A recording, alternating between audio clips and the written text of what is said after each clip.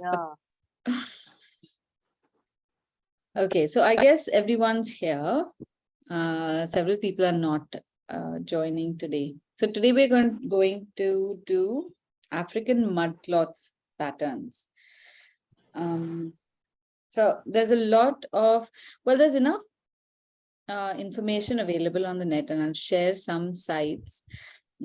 Last week, I don't think I shared anything about the sugar skulls, but if I find those resources again, I'll share it. With mudcloths, the information is a little obscure.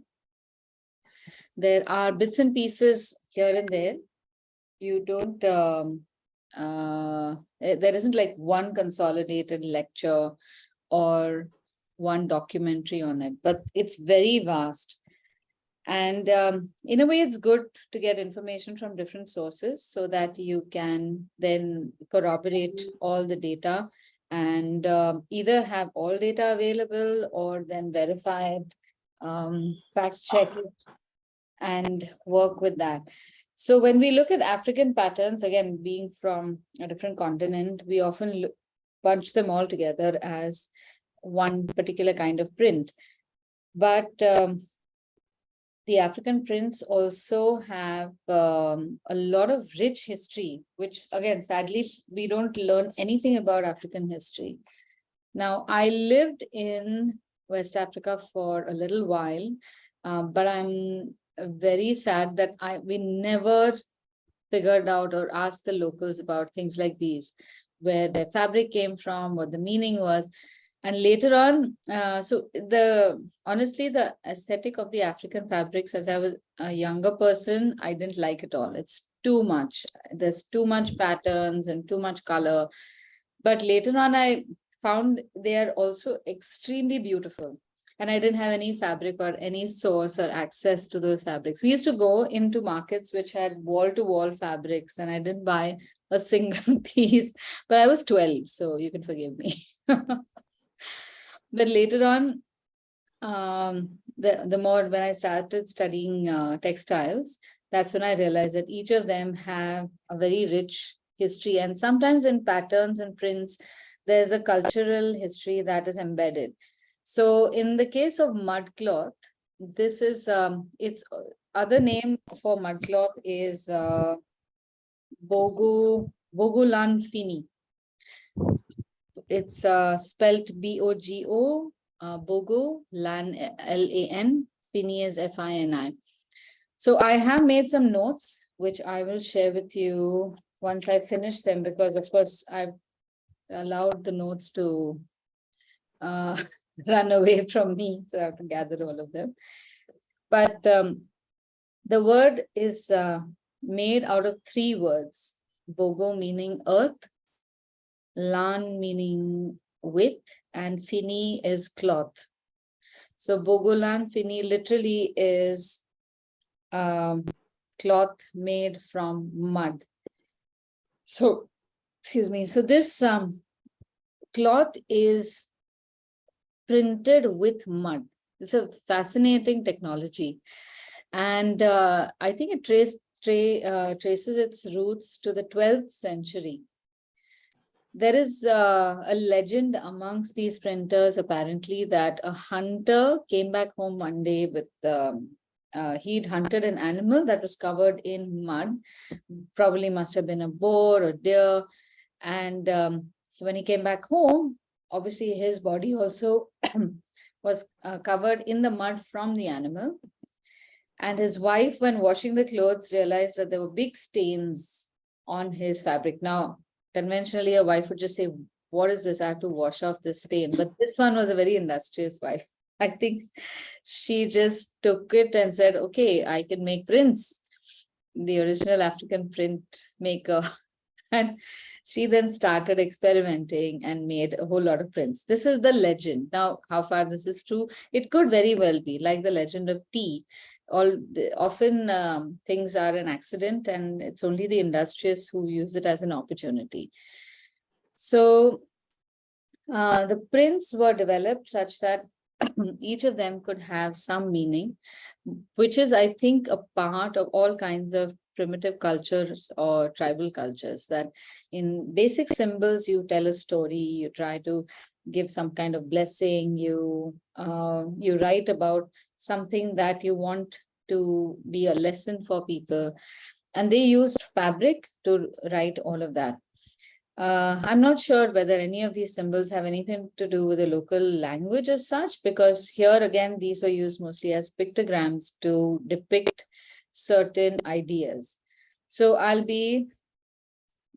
me show you some patterns. I might as well just show you my notes. I will be sharing the videos that I have watched so you can make your own notes as well. But for the patterns, it would be nice to see these. Oh.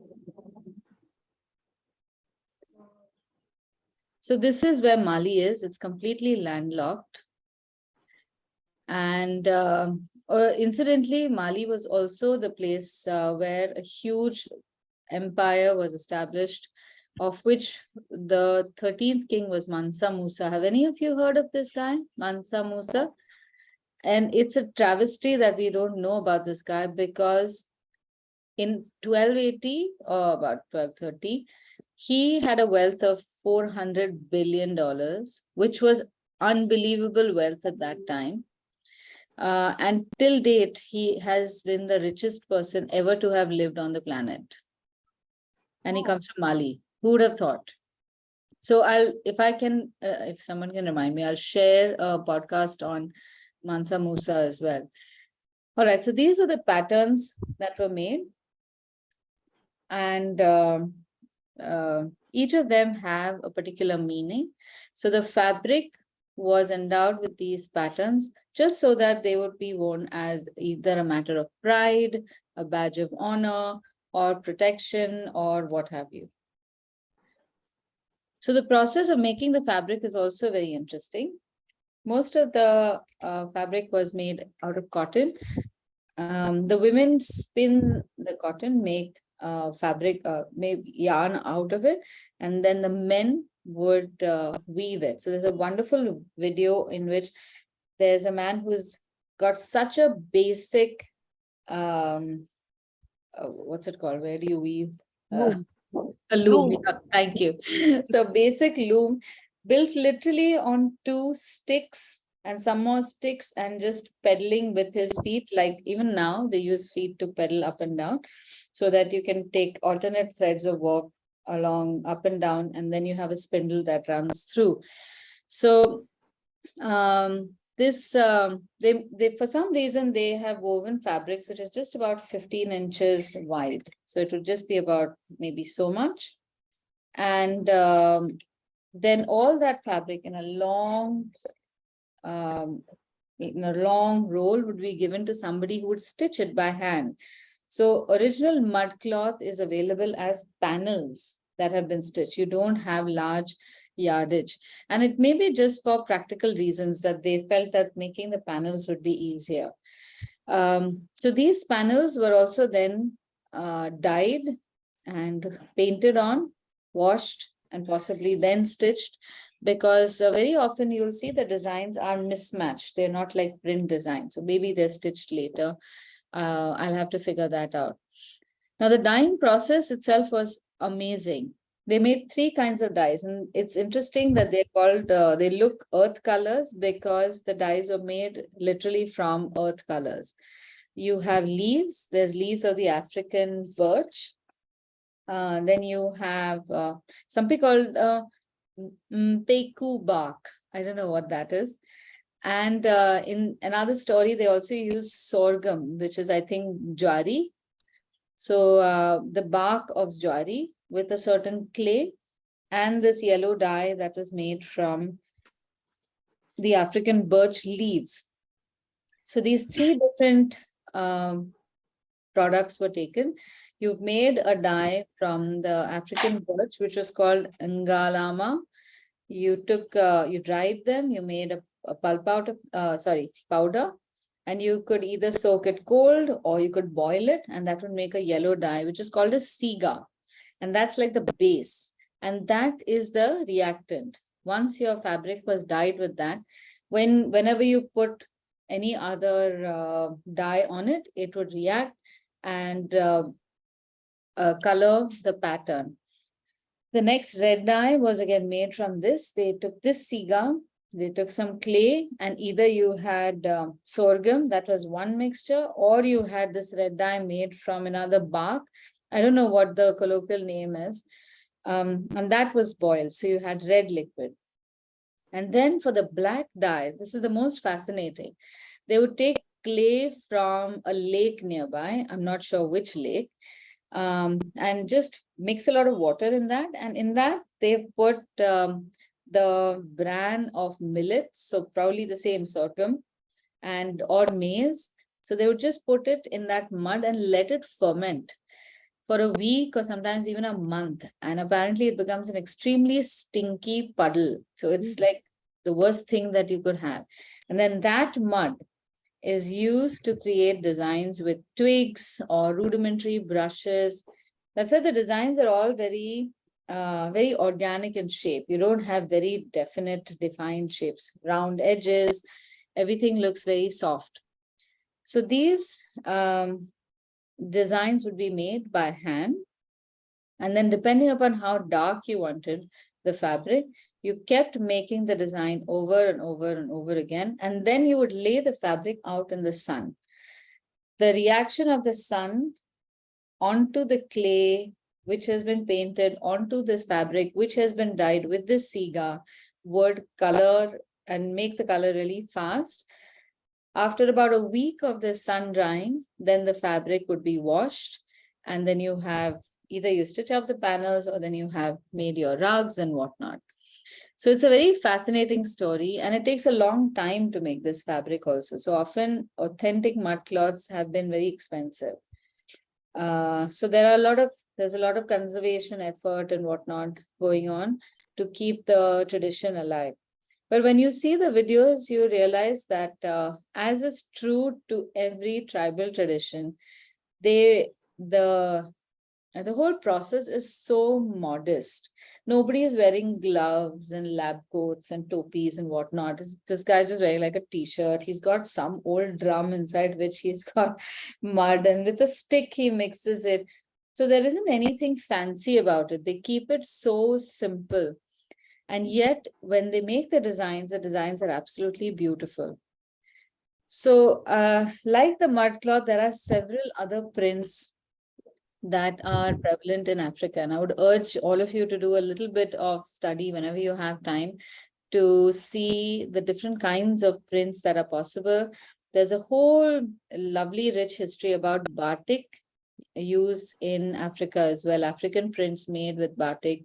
It's really fascinating. That has come from Indonesia. So I will now show you some of these prints again, the patterns, and then we will see some of the prints that we can recreate. So while during the research, I also found out that now everything's become very contemporary. So people are making their own patterns as well.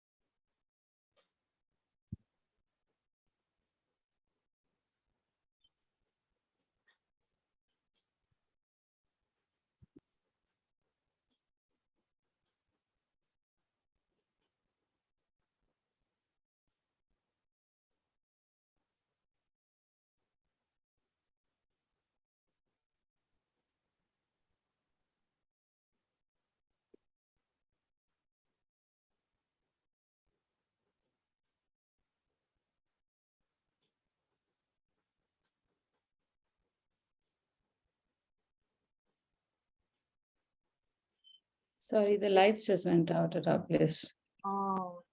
टीव्हीच्या खोलीत तो एक लांब के Coca तो पण टाक. छत्री आली होती त्याच्यात बघ. Okay. So these are the different patterns. And you don't need to know these right now by heart. We're not going to design anything. But I will immediately share a picture of these patterns. So when we are making our design, when you see the reference images, you will know what we are making these out of, or making these for.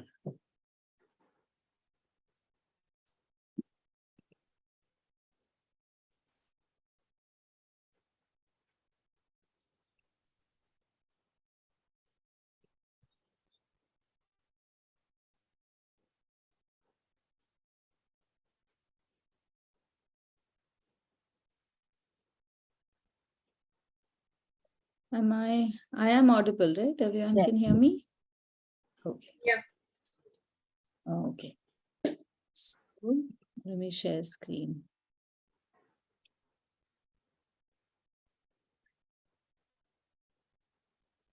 So this pattern seems to be a repeat of the first one, which is probably cushioning. It's supposed to be a wealthy person's cushion. I don't know how. And it's supposed to symbolize wealth and luxury. Then you have this print, which is just 3 lines, which is supposed to be a spindle. And I found it very interesting why you have 3 lines, but these probably indicate the, what's the needle? It's called something else that goes back and forth. The action is in horizontal lines across the warp and weft, or the warp. The shuttle, correct. I think something's wrong with my vocabulary. That vocabulary setting is off for a few. Now this has got cowrie shells in the middle, which is supposed to be power and strength. And then it's got these lines, which could be, I don't know what it could be. There is another pattern which has those. And then also you have these patterns all around. So you have a little bit of wealth here and something else over here. I don't know what that is. So here again, we have cowrie shells. Triangles are meant to be tree leaves.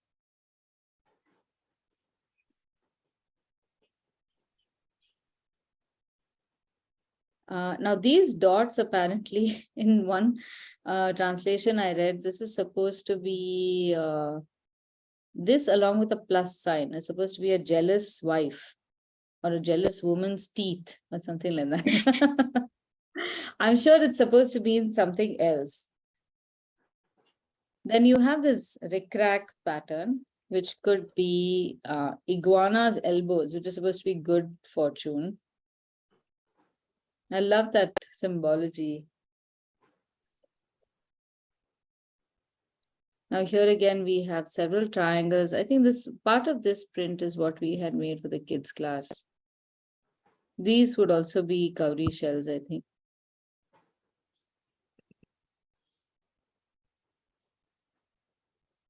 Now even something as simple as this, probably painted over the dyed fabric, is very nice. Now this complex shape on top is supposed to be the shape of a basket. And by the time I finish my patterns, I'm going to make that basket shape also. It's, I don't know what it's meant to symbolize. Here again, we have just 2 V shapes. Those could be, those could be the back of a farmer, which is supposed to be, supposed to mean strength and unity.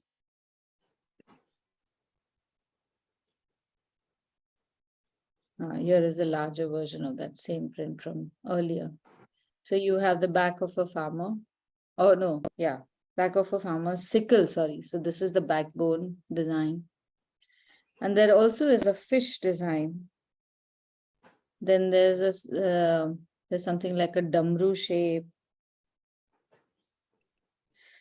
So lots of interesting things. This is a drum. This is backbone of a snake. So you can imagine how such pretty designs can be made from all of this, all just geometric shapes, and very reminiscent also of primitive symbols used for just writing. So we are going to take one print and we are going to recreate that. And because the whole print is often very organic, please try to not use any erasers. And of course, we don't use scales. We are not that kind of people. So I'm going to, if you want, you can choose your whatever print you like to make. I would like to make, which print is this? Oh, I don't know why I don't have the whole one. If you give me a minute, I'll just look for this print. And in the meantime, maybe I can give you some of these symbols to illustrate. So if you want to illustrate these in your books, till I look for the full print that I want to make.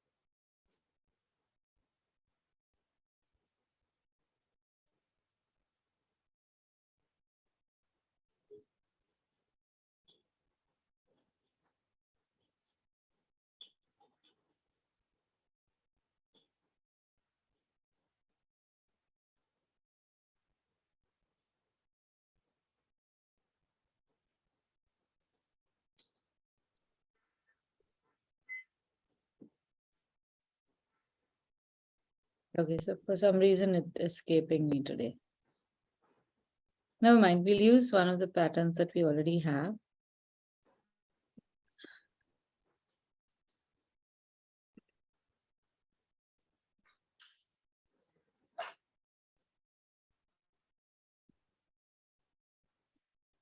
And maybe we can make multiples. So this is the one that I really enjoyed, and we can make a large print of this.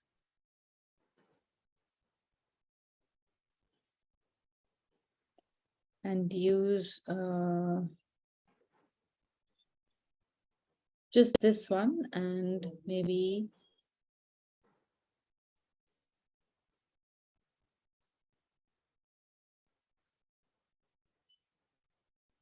extend the line a little bit so that we have an extension of the design like that.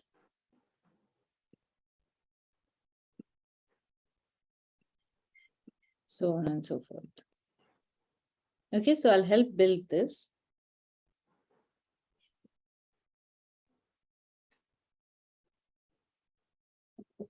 Now our book is about the same kind of length and form like you would have bare fabrics. So in a sense, it's quite a lucky format to have. Just to keep things balanced, we can make the basic outline and some guidelines. So we need two squarish shapes here and maybe a long panel. So I would make at least one side of a rectangle, divide that so that I can get maybe in threes. So I get one side that is 2 parts, and then for the panel, I get 1 part. And these are just very light guidelines. We don't even have to erase them because the colors are going to be really dark. Then use your fingers to measure how tall you want the square to be. There is an additional panel over here where there's like a rectangular bit, and then you have another square.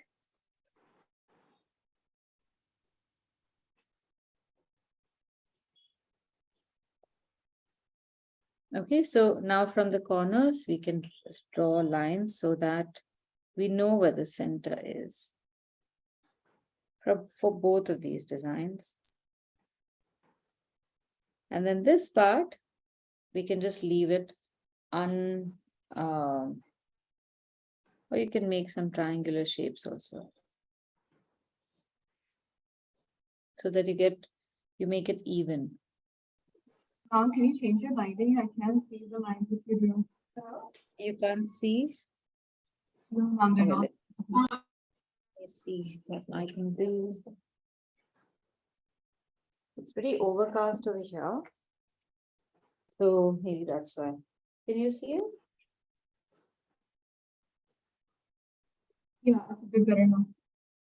A little better?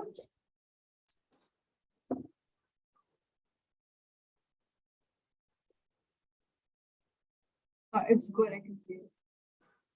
Good, okay.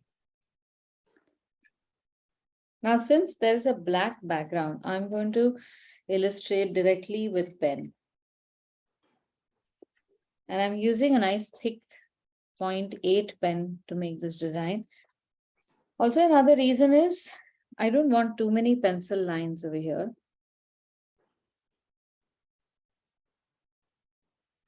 So starting with the center, the design is also organic, so our lines can be a little imperfect, and that'll still be good. It'll still work. In fact, it'll work better if they are imperfect.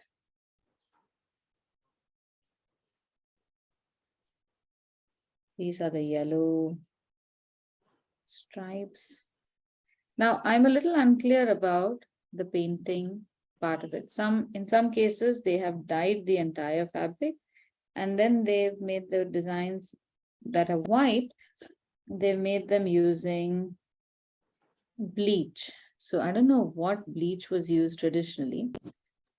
So I have a feeling that the design might have been also painted in the negative, or even as resist like batik. So you can use wax.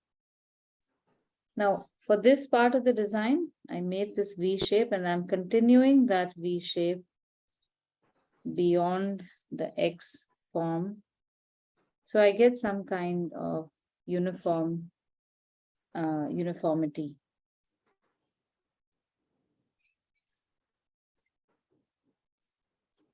Like every other design that we make, there are cues in our design about how to go about this.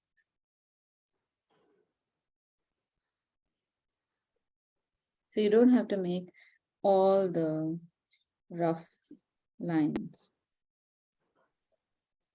for everything.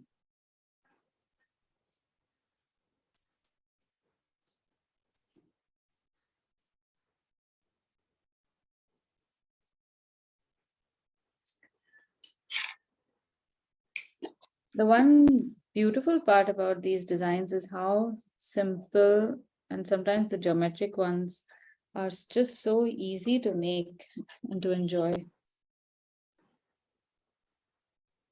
And we often want to make very complicated designs, but the simple ones are equally attractive.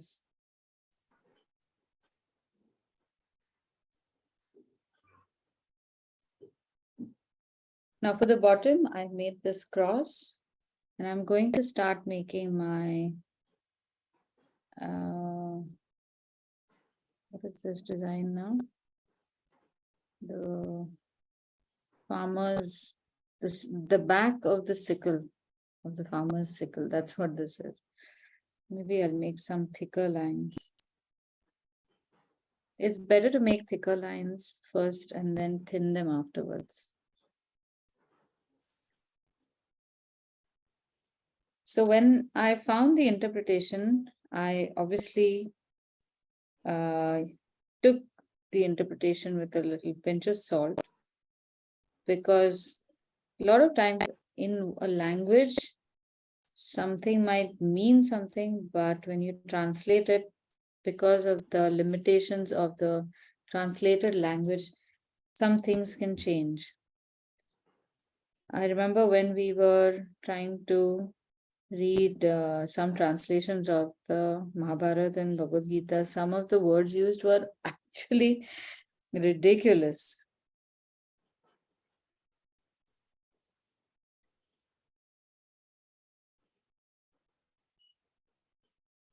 Okay, now the triangles over here.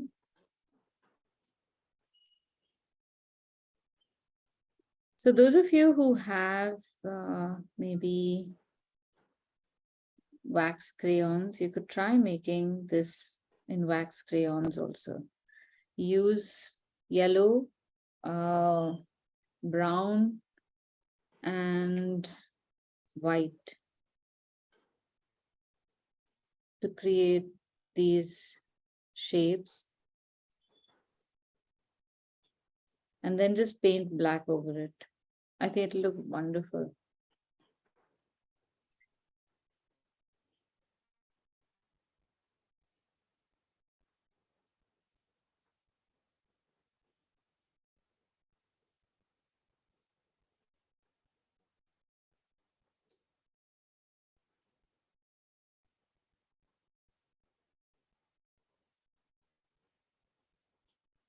That's it. And now we will make a line around this whole patch.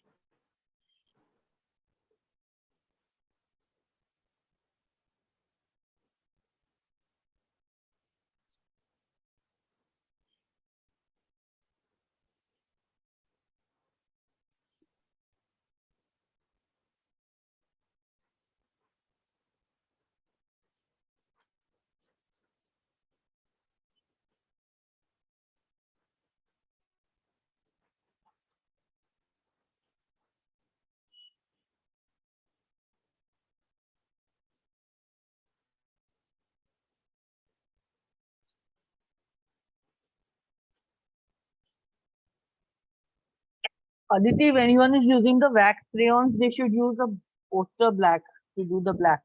The watercolor black won't work. It's not dark Oh, it enough. does. No, it's Oh, not it's dark not enough. You don't get an even black. You have to use poster color. right. Yeah, that's true. But now I have started using our Sumi ink. I mean, I've always used Sumi ink. When it is a pure black Yeah, that we need, that's fine. that works It's very just that the watercolor black is not strong enough. true. Yeah, good point. So for the yellow, I'm beginning coloring now, and I'm mixing a little bit of yellow ochre with gamboge to get this nice bright orange shade. I think some of the guidelines can do.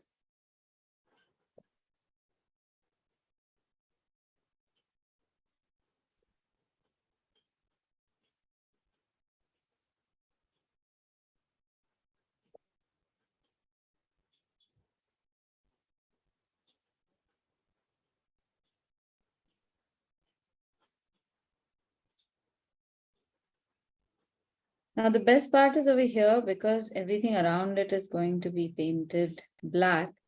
You can really freely paint, almost like washes, and then spend time in painting the black area around it.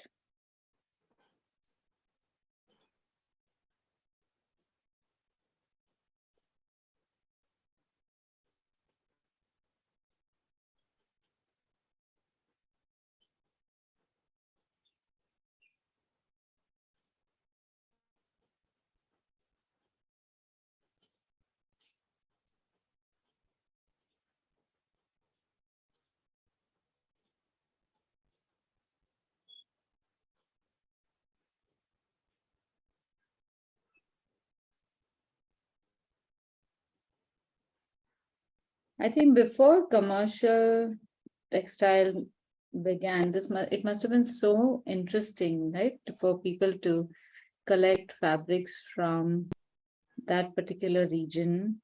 And it must have been a matter of so much pride to have a certain sari or a certain stole, shawl, um, to because you know that it's made from a particular place only.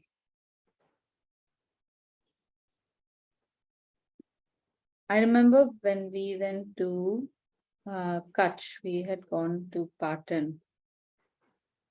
The red color is burnt sienna.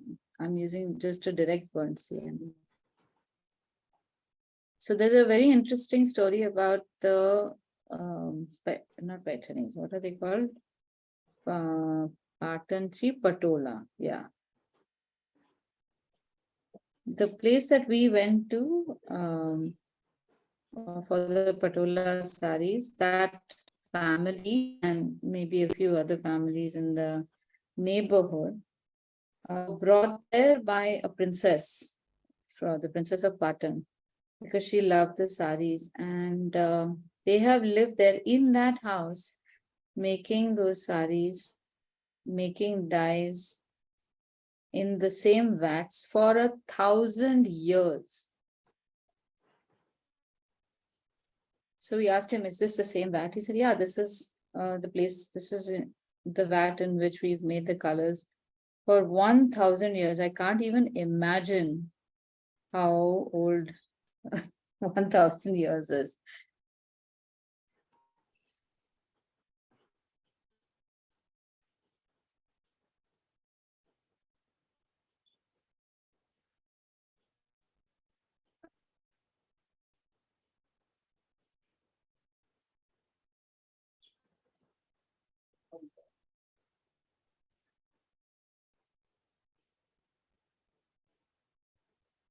So these prints are now, of course, available in a lot of different contemporary ways also.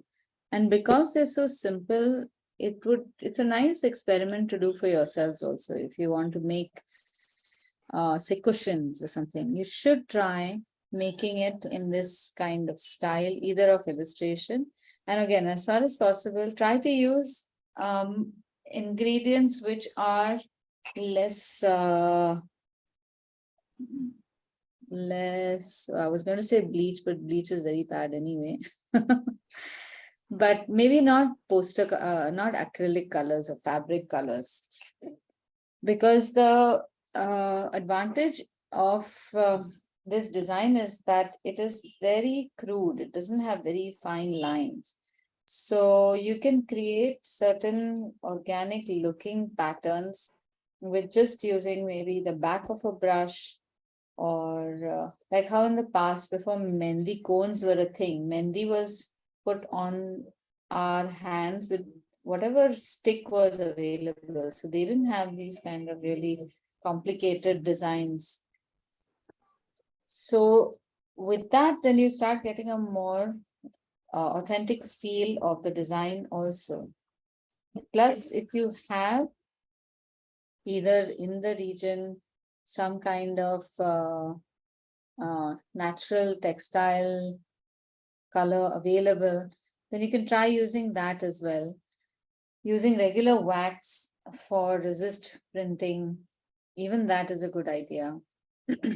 So even as in a contemporary context, we can make these designs for homeware or sometimes just a painting, just put it up as a painting. Abstract shapes like that can look very nice even as a painting.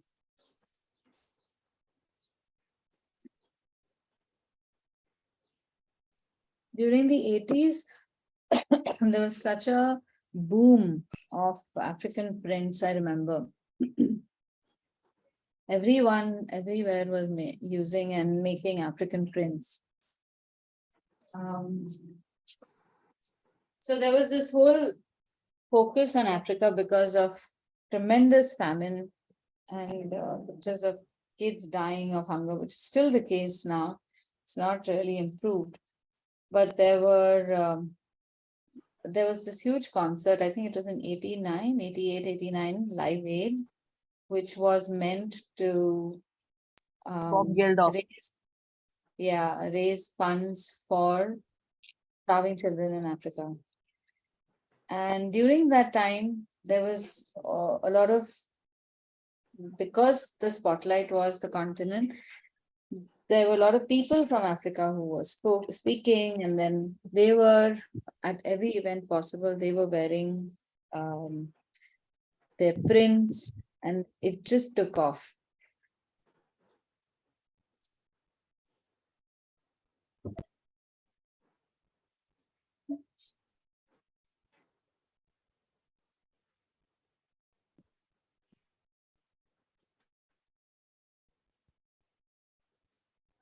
Aditi ma'am, Sumi ink is that water we use?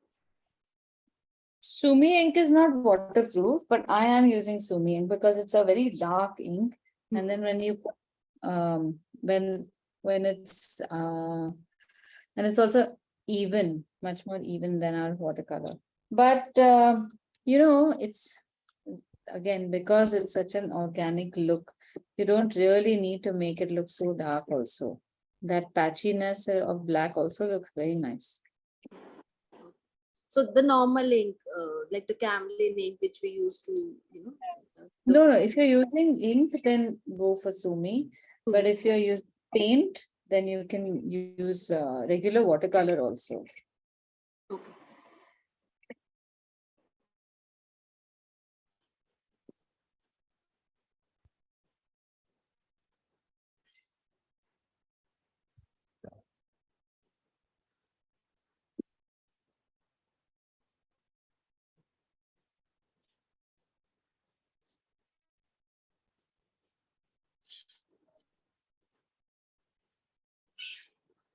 So I just want to demonstrate with Sumi how it works.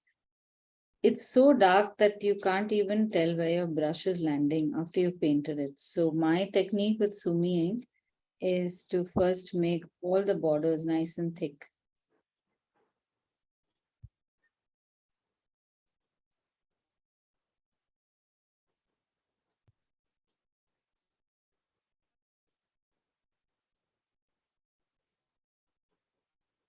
So in this process, again, some of the edges will become more round, making it look even nicer.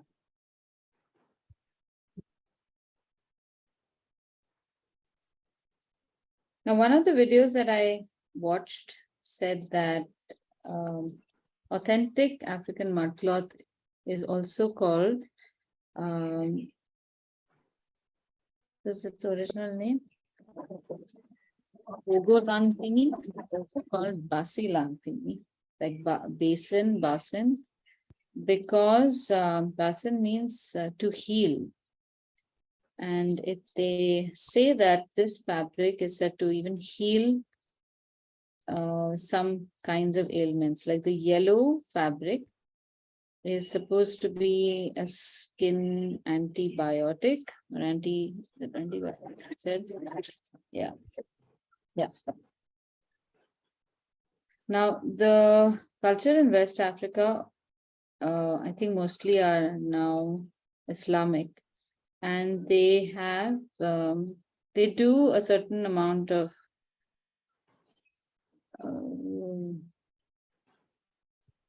how can I put it politely? They have circumcision for boys and girls.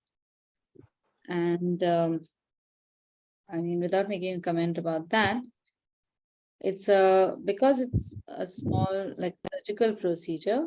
Young, at least boys, wear a loincloth made from this yellow fabric, and it's supposed to heal them. Also, women who've just had babies, they are also wrapped in this fabric to help their healing. So the fabric is, regardless of the print, it's not as if the print matters, it's the vegetable dyes themselves have healing qualities. Now, if you go to Agra, I was conned into buying a fabric, big bed sheet set, because they said it wards off mosquitoes. And of course, I bought it because I'm very gullible like that. I'll buy anything when I travel, and I feel I'm supporting the local industry.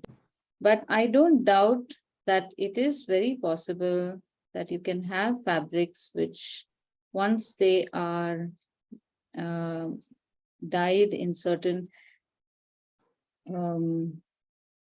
vegetable dyes or with certain ingredients, they may absorb the qualities of that vegetable dye itself.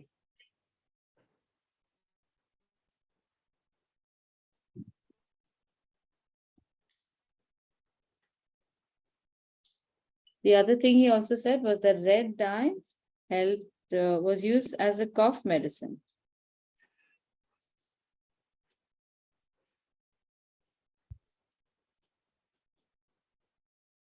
So for anyone who's had Ayurvedic medicine, we can totally get it.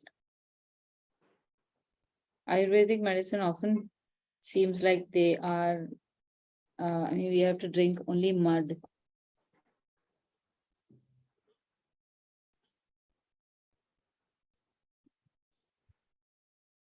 The clay that they use for the dyeing is apparently very rich in iron. And it is the iron part which, again, if we go back to our illustration of the Haida, their colors are also made from an iron compound.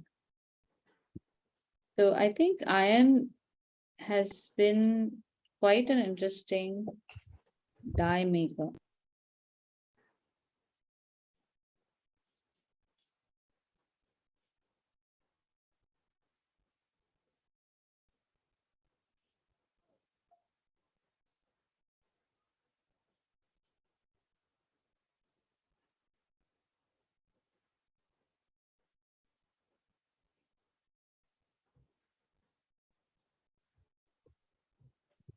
Even in this form, the design looks quite nice.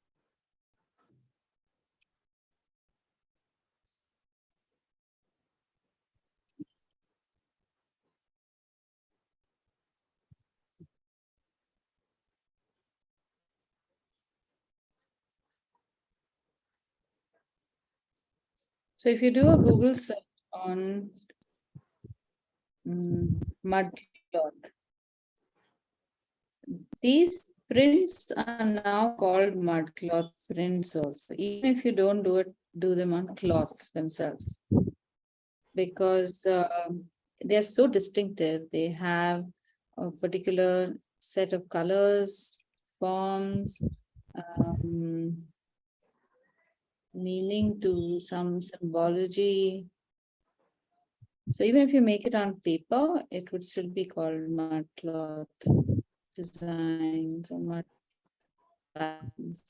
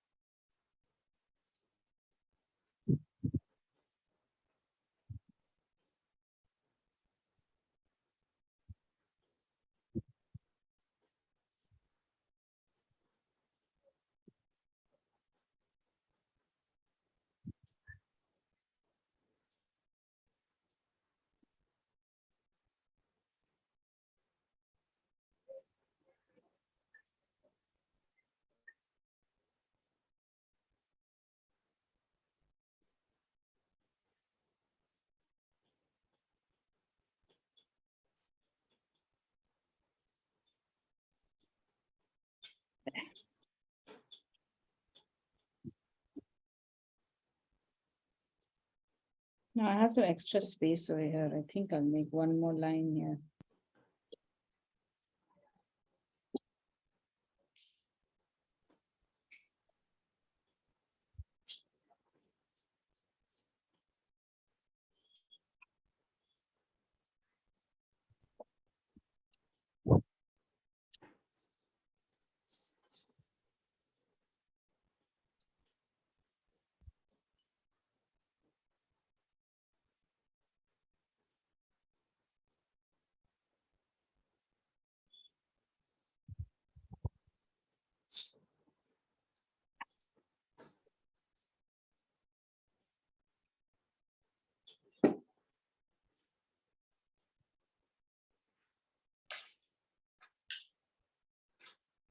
Now, after you've painted these thick lines, just paint long lines wherever possible.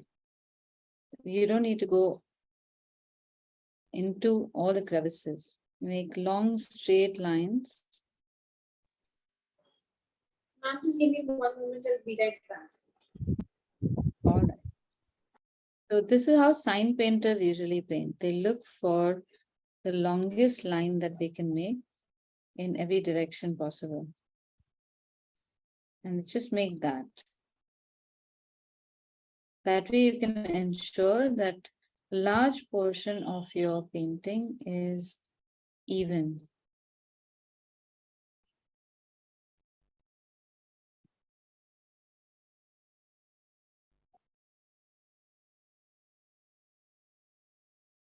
So like over here, don't wait for the whole design to be printed. You can just print this one whole side. And you can use a nice fat brush for that also now. Press the brush down. The only thing you have to remember is, remember which part you painted. Don't accidentally put your hand there.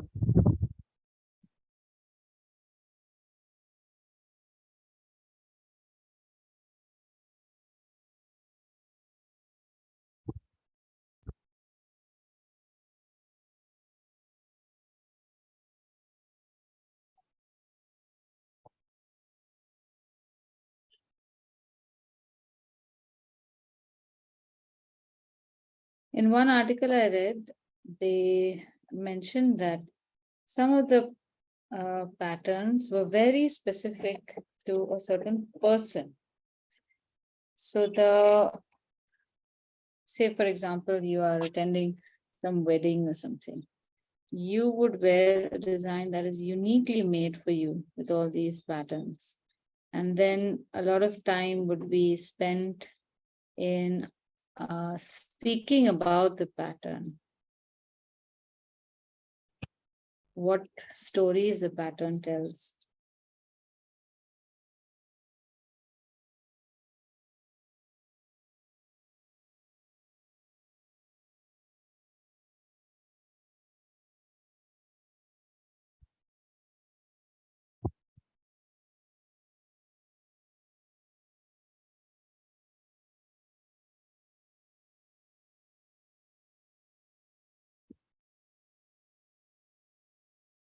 So again, another thing I notice is that in primitive cultures, when they use symbols for stories, it's in a time when hardly anyone was literate, there was no writing. So how do you transmit stories from one generation to another?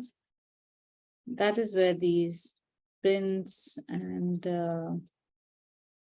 symbols come into play, come in handy.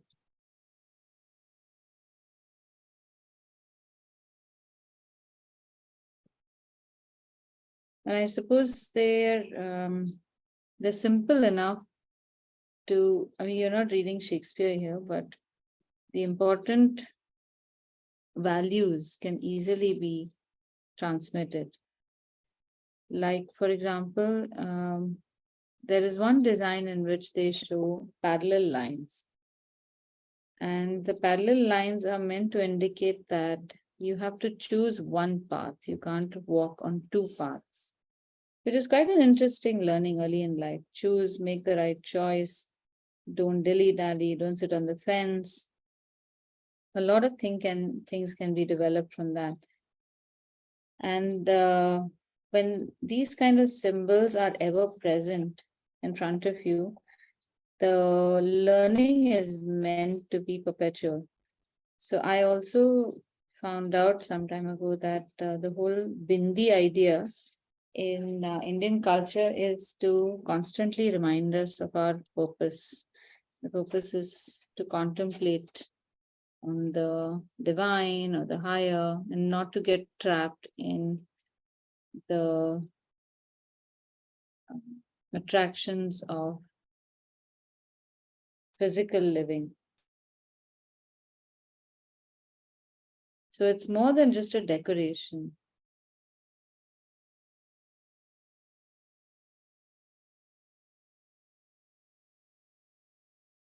And in many cultures, that bindi is worn both by men and women.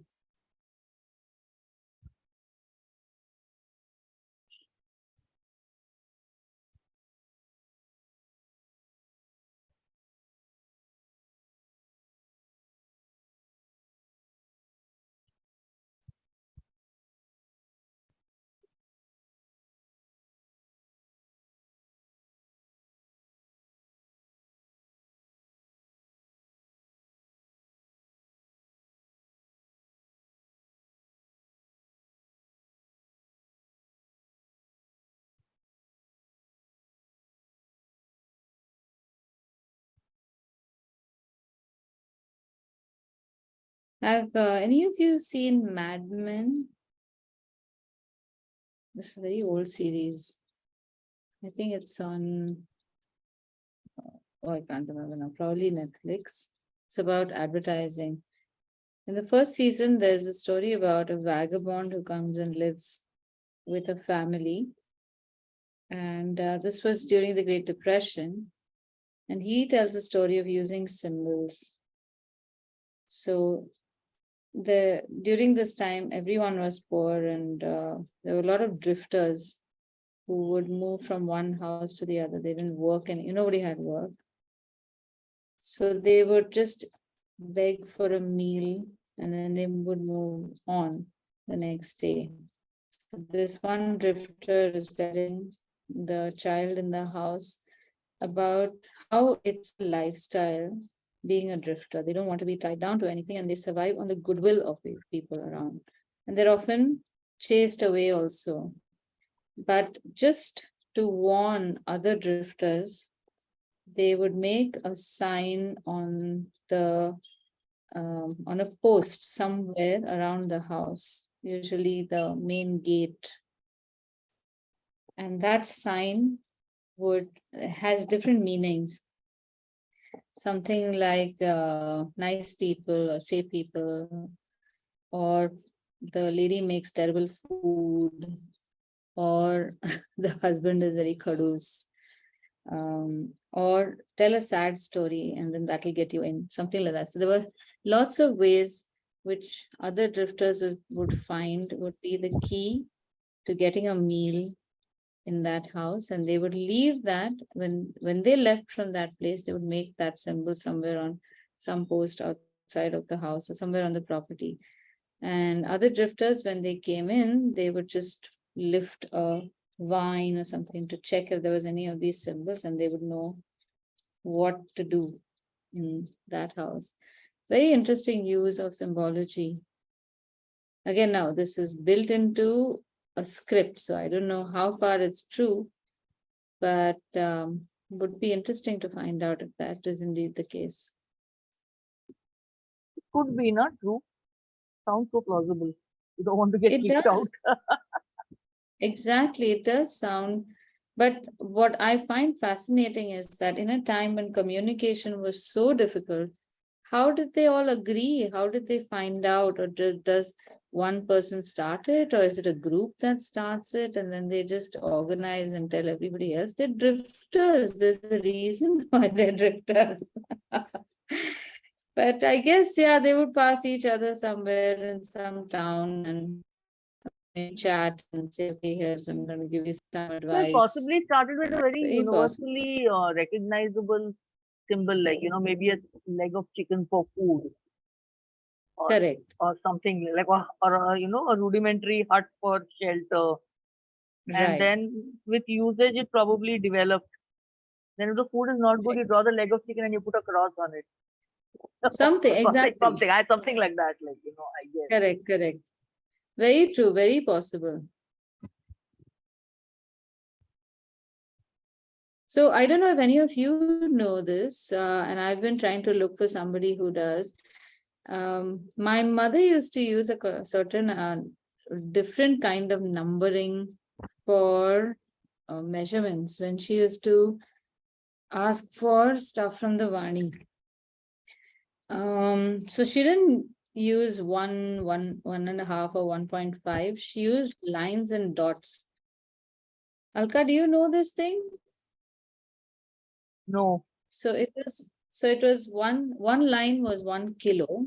Huh. One line with one dot on the left side was kilo or pound kilo. So that was Huh. 750 1 and a grams. quarter. And one on the right would be 1 and a quarter, and then 2 dots would be half or something like that. And for Oh. the life of me, I can't remember it. I could read at that time. I knew what she was writing at that time, but I can remember anymore. And I don't know if there's anyone now left who knows this. So please ask around, and if You there could are ask the these old grocers, no? symbols, The grocers would know. I don't know whether they would know anymore also. They've become very fancy. There used to be this, I remember because my gran used to order a stuff from a shop called Joglekar in Pune, who was quite famous at that. I think it was a Joglekar, something like that only. And because I used to hear the name all the time. I suppose any person of a certain age might know it. Yeah, Older than me should know it or will have some source. So we someone can in their find out. 80s would probably know. Exactly. Or somebody who paid attention, who's our age also. Yeah. Yeah, I know. I mean, at that age, we paid attention to grocery list. Yeah. We were more bothered whether But there was I'm Amrut. correct. But I'm going to encourage at least our group of people to, if you find such information, please Yeah. write about it. Create some kind of a blog entry, because we need to have this information out. It always helps. And otherwise, once it's gone, it's gone. I mean, we've seen what happens when we don't have information at hand. Somebody But else comes and like tells. even my mom's generation, my mom and my dad's generation, they were Mhm. taught the tables, multiplication tables, and then they Yeah. were taught the tables of quarter and half and 1.5 and all these strange things. Exactly.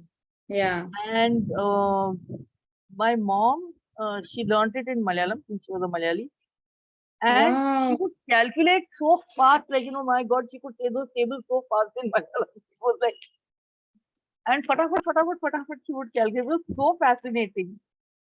And here we I were am doing struggling. that with my dad. I'm recording the Marathi times tables. That's Ah, 1.5 or 0.5, yeah, 0.5.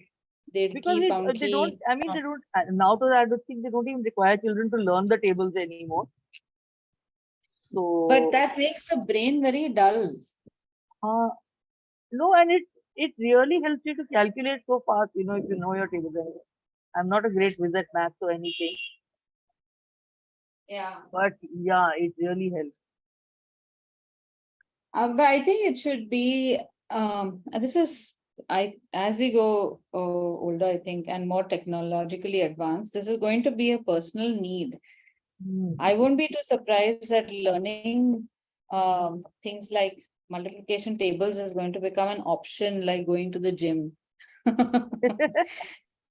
Really, the gym at least you need, but I mean, if you're walking Yeah. and if you're active, you don't really need to go to the gym. So even so But some I was do. always, very math challenged, and I found it so difficult. And my husband did engineering, so of course he has no issues with math. So when he was Hmm, teaching my kids, he used to give them such excellent tips. When you're adding, for example, you add to the nearest 10, and that yeah, makes it makes it so much simpler. And I was like, oh my God, I wish somebody had told me all of this instead of correct. like this is breaking my head and appearing clueless all So, the time. so that is But Vedic yeah, maths, huh?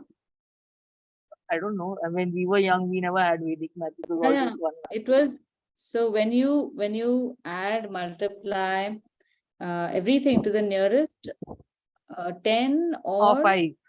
100 or, yeah, everything becomes very simple.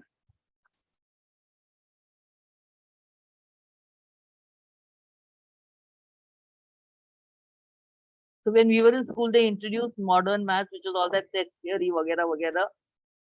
And my dad was so flummoxed with it. He was like, "What is this stuff?" I know, we were really, I think they made us Oh more God, uneducated. really, it was so hilarious. No, looking back, I find that post-independence, the people who took charge were quite morons, no? Really. So now what are we doing? Cutting stuff off from the syllabus. Yeah, but I think it's the same people who are continuing this. We need to now dislodge them.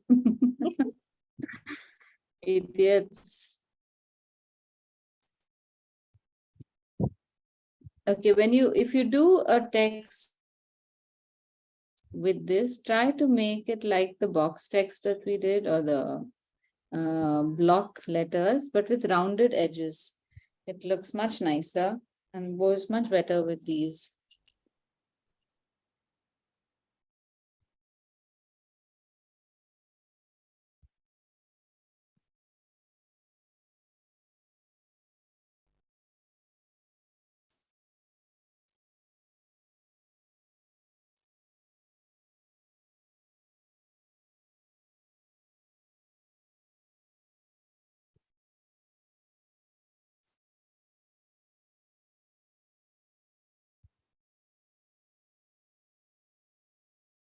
Aditi, can you put your page up on the group, the information page, because if you don't mind. Which information page? This? The notes? Ha. The symbols. Yeah, I am.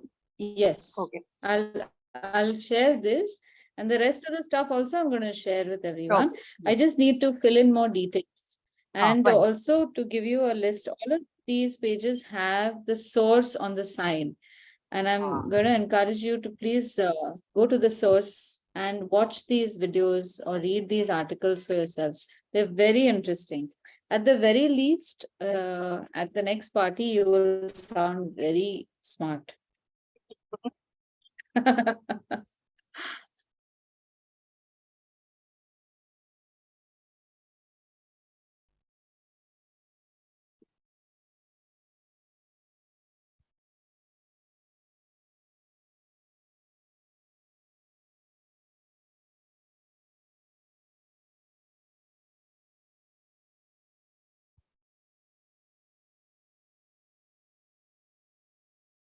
So I'm going to request that we end class 5 minutes or 10 minutes early. And that is 4 minutes from now. Do you have any questions or anything that I can help you with? How is it going? Mine are looking a little crooked, the lines, the triangles. And can I show? Can I have a look at that? Yeah.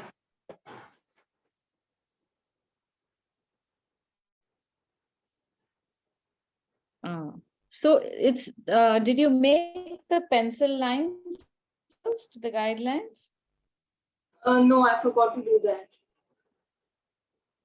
Okay, but this is fine. It's okay for a hand painted design. Originally also these designs are hand painted. So these crooked lines will actually look quite nice. If you want to make it even, the next time round, just make a cross with pencil, and then just outside of the pencil lines, you can make those triangles and it works. But hand painted designs always have crooked lines. They look nice that way. Okay. Thank you, ma'am. Oh, beautiful. It's looking so nice. Very Thank nice. you. Ritika's are looking great. Alka's are looking good. Wonderful. It's so therapeutic, now these Yeah. sometimes these simple prints, and the end result is much more dramatic than you think such simple patterns are going to give you. I don't know how that works. Wonderful. Anisha, how are you doing? Yeah, ma'am, one minute.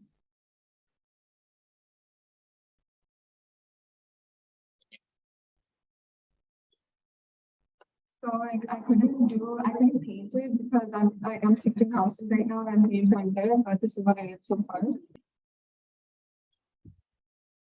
Okay, so you've not made it right. Ah, oh, nice, very nice. Good. So you can take your time and paint it aram se, no rush. Yeah. Okay. All right. So, shall we end the session then for today? And please share the previous work also that you've done, the finished work, so that I can put it together as students' work that we've done. Okay. All right. Thank you, Aditi, can you everyone. just hold up? Yeah. Can you just hold up the picture one? This one? I'll share the image Okay, okay. Okay. on Fine, the fine. group. We'll do it. Yeah. Okay. Okay. Bye. Bye. Bye. everybody. Bye. Bye, ma'am. Thank you. I'll do my Bye. for 2 minutes. Yes. Now my brother wants to join Yeah, Nisha. us. Like I started the kids. Okay. Anisha, I can't hear you clearly. Can you message me? Yeah, I'll message you. All right. Thank you. Bye. Bye.